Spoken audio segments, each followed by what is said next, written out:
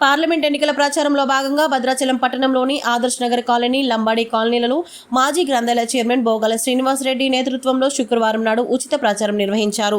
Mahabubabad parliament అభ్యర్థి పోరిక బలరాం నాయక్ విజయాన్ని కోరుకుంటూ కాంగ్రెస్ శ్రేణులు ఇంటింటి ప్రచారం చేయడం జరిగింది. ఎన్నికల ప్రచారంలో భాగంగా బోగాల శ్రీనివాసరెడ్డి ప్రజలతో మమేకమై మాట్లాడుతూ భద్రాచలంలో ప్రతి సమస్యను ఎరిగిన వ్యక్తి, భద్రాచలం నియోజకవర్గం అభివృద్ధి కోసం నిరంతరం పాటుపడే వ్యక్తి, కాంగ్రెస్ పార్టీ అభ్యర్థిగా పార్లమెంట్ బరిలో ఉన్న పోరిక బలరాం నాయక్ ని, మన ప్రాంత సమస్యల గురించి అభివృద్ధి కోసం ఆలోచించే వ్యక్తి బలరాం నాయక్ ని గెలిపించుకోవడం ద్వారానే నియోజకవర్గ అభివృద్ధి సాధ్యమవుతుందని అన్నారు.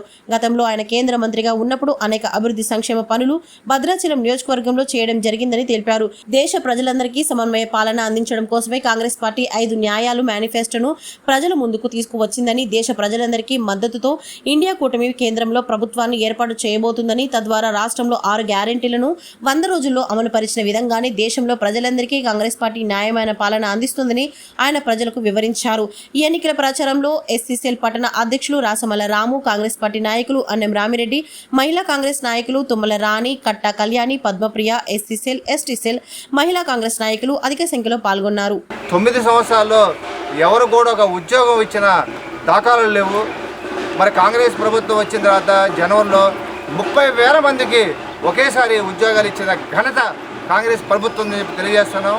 అలాగే అన్ని నోటిఫికేషన్ ఇచ్చి 1,50,000 ఉద్యోగాల్ని భర్తీ చేసే కార్యక్రమాన్ని మా గౌరవ ముఖ్యమంత్రి రేవంత్ రెడ్డి గారు పెట్టుకున్నారంటే వారికి బంగారు తెలంగాణ మీద కానీ, ప్రజల మీద కానీ, ప్రజా పాలన మీద కానీ, ఇందిరమ్మ పాలన మీద ఉన్న దుఃఖతం ఏంటో మీకు అర్థమవుతుందని తెలియజేస్తున్నాం. దాంతోపాటు ఇప్పుడే మా మిత్రుడు రమేష్ గారు చెబుతున్నారు, ప్రజల్లో ఉన్న భావన చెబుతున్నారు. ఇటు మనకి విజయవాడ నుంచి జగదల్పూర్ వరకు నేషనల్ హైవే ఉంది. అట్నే హైదరాబాద్ నుంచి జగదల్పూర్ వరకు అటు హైవే వెంకటాపురం పైన బ్రిడ్జి నుంచి వెళ్తుంది. ఆ వెంకటాపురం దగ్గర నుంచి భద్రాచలం వరకు చల్ల నుంచి వెళ్ళే రోడ్డు ఏదైతే ఉందో దాన్ని కూడా నేషనల్ హైవే గుర్తించి దాన్ని అభివృద్ధి చేయాలని చెప్పేసి వారి కోరిక. ఖచ్చితంగా 2 రాష్ట్రాలకి సరిహద్దు ఉంది. ఈ 2 రాష్ట్రాల సరిహద్దుకి అలాగే ఇటు సైడ్ ఆంధ్ర బోర్డర్ కూడా ఉంది. 3 రాష్ట్రాలకు కూడా ఉపయోగపడుతుంది. ఈ సరిహద్దు ఉన్న దీన్ని నేషనల్ హైవే చేసి అభివృద్ధి చేస్తే చాలా మంచిది.